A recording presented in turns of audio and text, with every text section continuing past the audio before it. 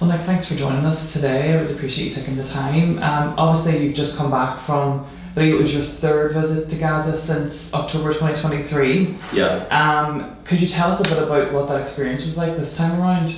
Yeah, absolutely. It was my third trip in 22 months. This time, and I got back 11, 12 days ago, I spent 4 weeks at Nasser Hospital in Khan Yunis, and each time I go to Gaza, I think I'm going to be ready for it. I've been going to Gaza for 15 years, so I know it very well. I know the healthcare system very well. I know the people there.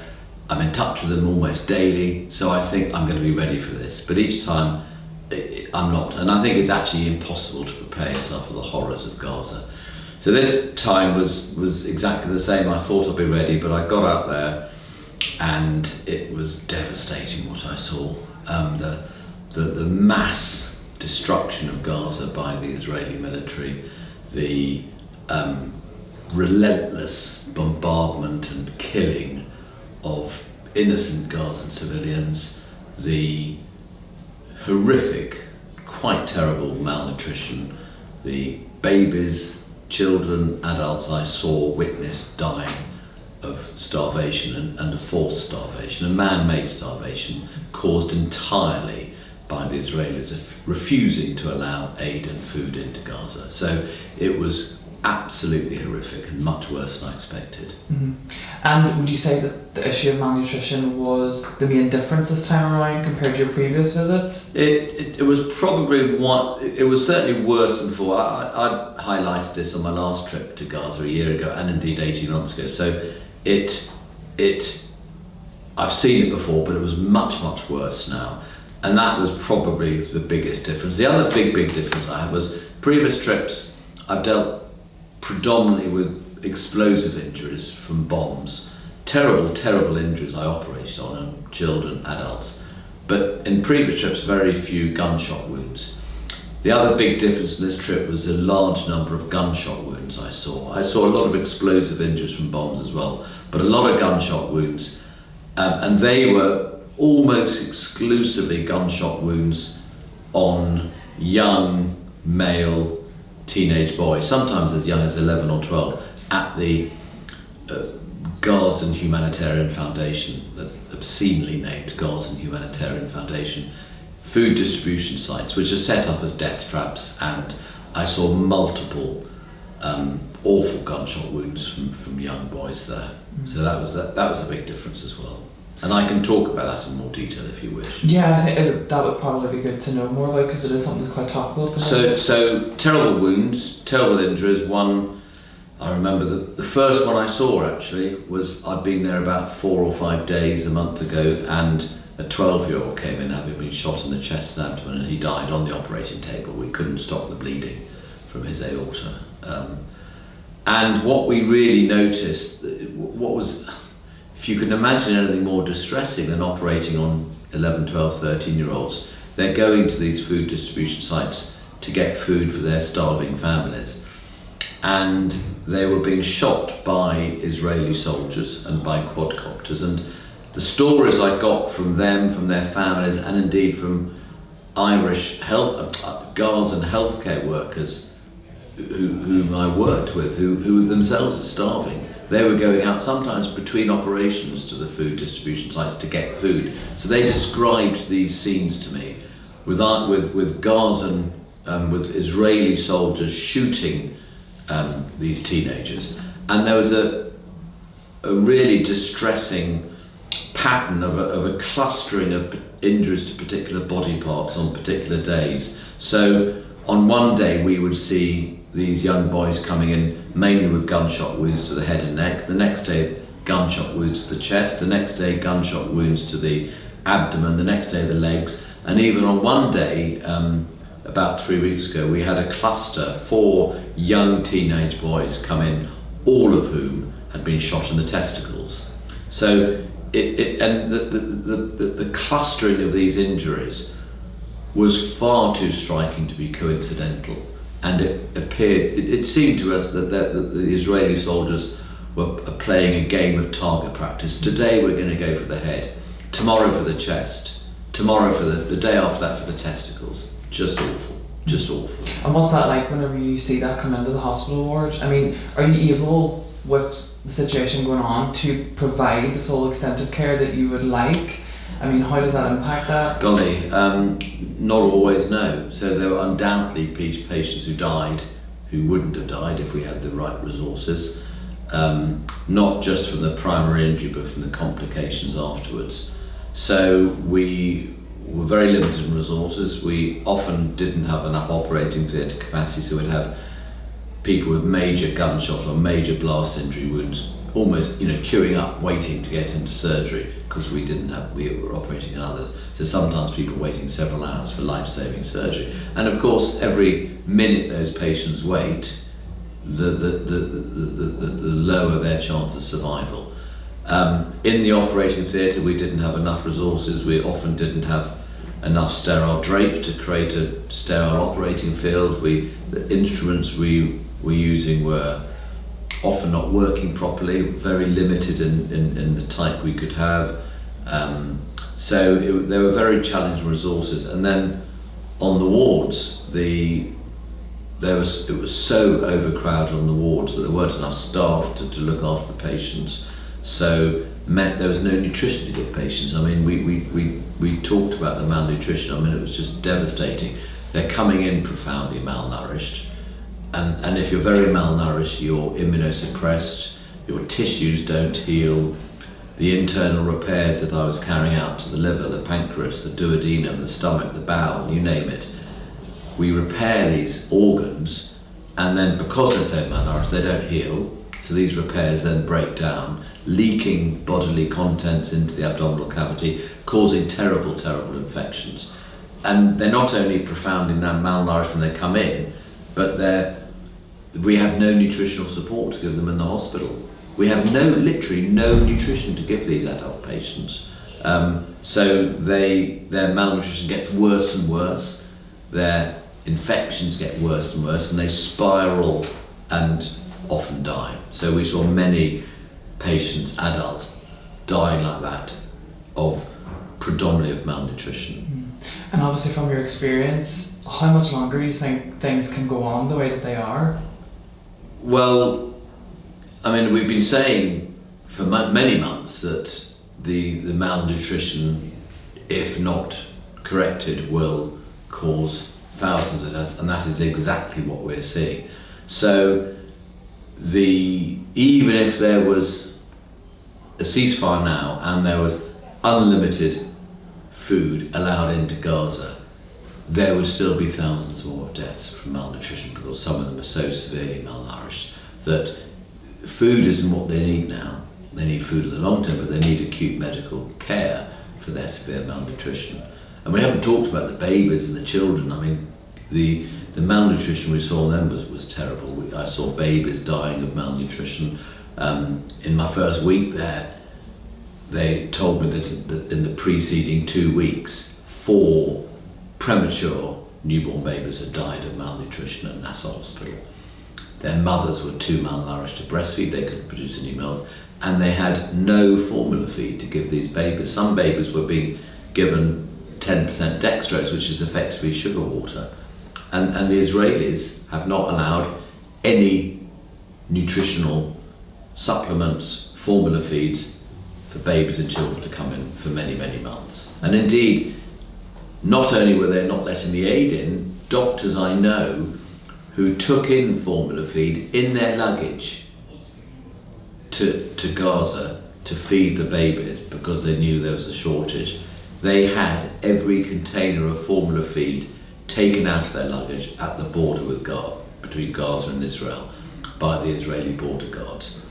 Not taking other things out, just specifically taking out formula feed to deny entry to any of those supplements. So these children were dying, and I had paediatric patients of mine who had operated and who died.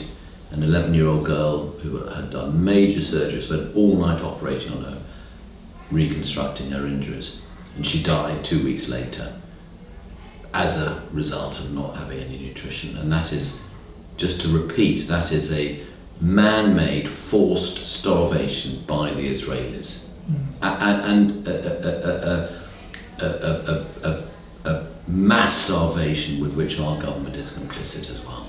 And just touching on that, obviously you have recent developments with the French government deciding that it's going to recognise the Palestinian state. We had Keir Starmer announce that on a set of conditions the UK might recognise the Palestinian state. What do you make of those recent developments, and do you think that signals a real change in approach to what's going on in Gaza? Sadly, no, I don't. Listen, of course I welcome our country recognising the state of Palestine. It should have done that many years ago. I find making it conditional upon Israel having a ceasefire is bizarre in the extreme. And all we've had from Mr. Starmer and Mr. Lamy, all we've had for them are strongish words. We've had no actions at all. So I think this is political gesturing and no more than that. They have done nothing to try and stop Israel carrying out this genocide, and that's what we're seeing as a genocide, these war crimes, this ethnic cleansing. They have done nothing, and there have been no actions from our government in order to do this. They could do so much more than they are doing. They could publicly state there is a genocide being carried out, that there are war crimes being carried out. They could have a full and complete arms embargo against Israel, which they have failed to do. They could stop the RAF reconnaissance flights flying from Cyprus over Gaza on a daily basis. They could cease all trade deals with Israel, rather than saying that future trade talks will be suspended. These are meaningless statements. They need to take concrete action. They could recognise the authority of the International Criminal Court and the International Court of Justice, and state that if people charged by the ICC with war crimes come into UK territory, they need to state that they would arrest them. Netanyahu, Gallant, they haven't done that. So there is so much more they could do, and they have failed to do any of that. So I really do not attach any serious credibility to these strong words coming out from our government currently. And just finally, Nick, you've been in Gaza, you've experienced it. What is your biggest takeaway from being there, and what would you want people at home to know or think about whenever they think about Gaza? So I think the way I'd answer that, I mean, I could talk for hours about that, but I won't. We have seen the very, very worst of humanity over the last 22 months, and what is being done to Gaza is undoubtedly a genocide, undoubtedly war crimes, undoubtedly ethnic cleansing, and I firmly believe that the Israeli endgame is to ethnically cleanse all of Palestinians from Gaza, and the world needs to understand that is their endgame. Do not believe this propaganda that is just about defeating Hamas. Do not believe this propaganda that they are protecting civilians. They are murdering thousands of civilians. But not only have we seen the worst of humanity, we've seen some of the very best of humanity. And actually what I want to leave you with is a description of the beautiful people of Gaza. That is why I keep going back. I have people there I've known for many years, people I'd call family, people I love very dearly.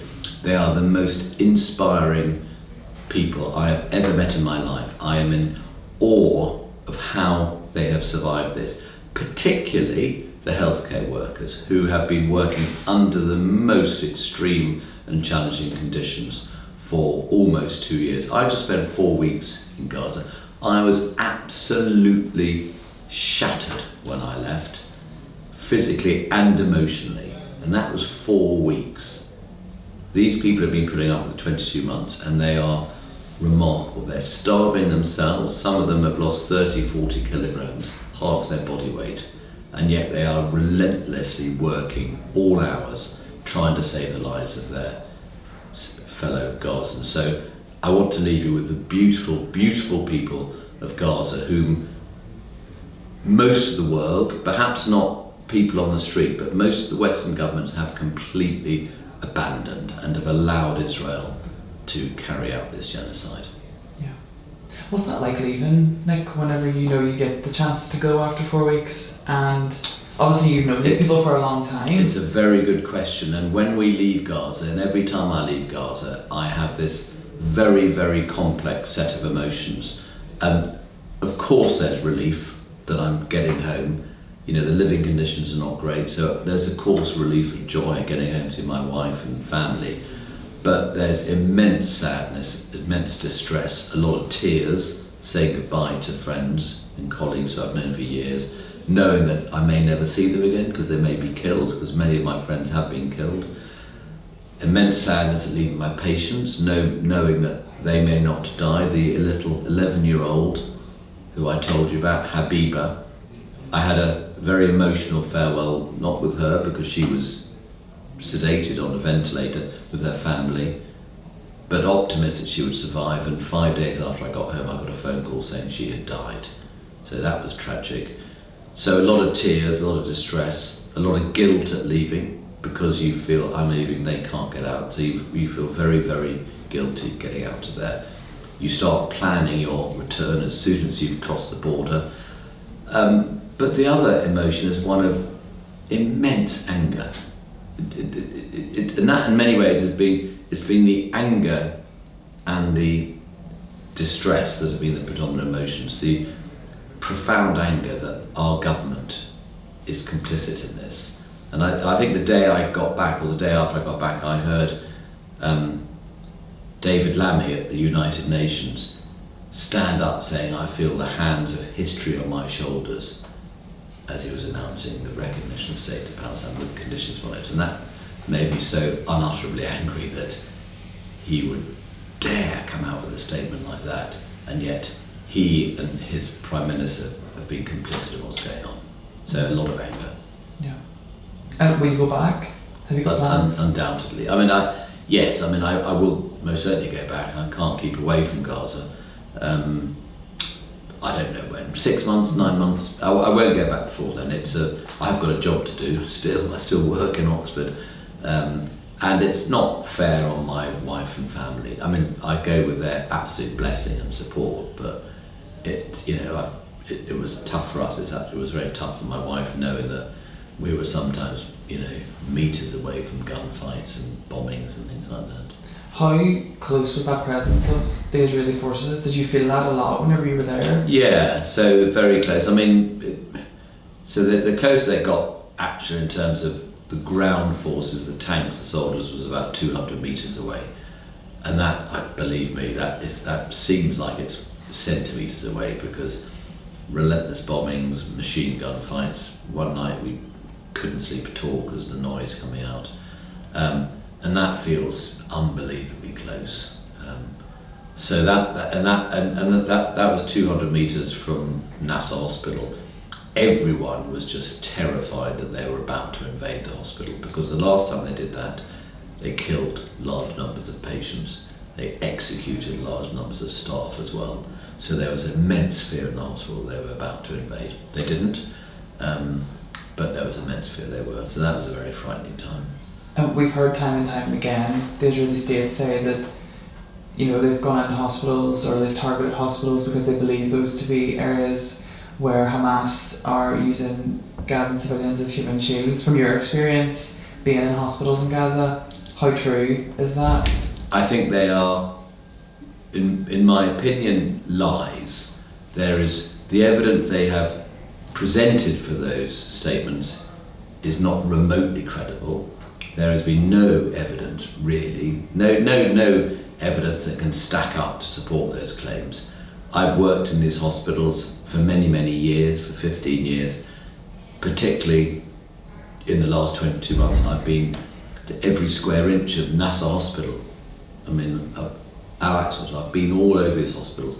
I've seen no evidence of military presence. Now, of course, that may not mean anything, but we've had no restricted access. We've been everywhere, and I've seen no evidence of that. And my friends and colleagues whom I've known for many years, whom I trust implicitly, have also said they have seen no evidence of that. So I think it is an out-and-out lie, which they are using as an excuse to systematically destroy the whole healthcare system in Gaza, and that is part of their policy of ethnic cleansing to make the country uninhabitable, and targeting healthcare workers.